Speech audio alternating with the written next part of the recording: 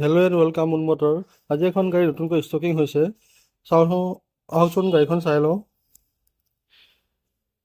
গাড়ীখন হৈছে Tata Nexon XZ plus 2022 model হয়।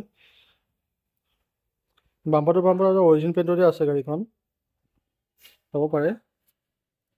টায়াৰ প্ৰফাইলটো 100% আছে বুলি ক'ব পাৰি। কোম্পানীৰ পৰা এল'হিৰো লাগি আছে। Request tension ডোৰ। আহকচোন ভিতৰখন চাই লওঁ।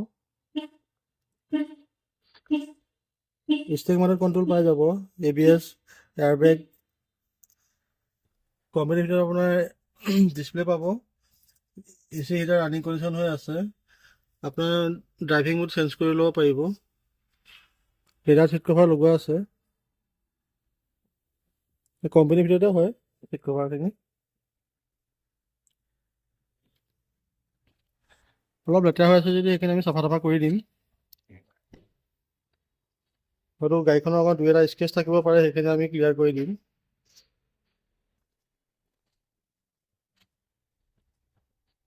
একদম ব্ৰেণ্ড নিউ কণ্ডিশ্যনত আছে গাড়ীখন।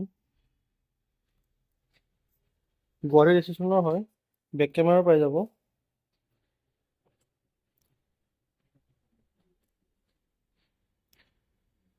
$2,00,000 টকাৰ যদি আপুনি ডাউন পে'মেণ্ট দিয়ে তেতিয়াহ'লে এখন গাড়ী লৈ ল'ব পাৰিব। যদি আপোনাৰ পচন্দ হৈছে তেতিয়াহ'লে ওপৰত দিয়া নম্বৰটোৰ লগত যোগাযোগ কৰিব। ধন্যবাদ।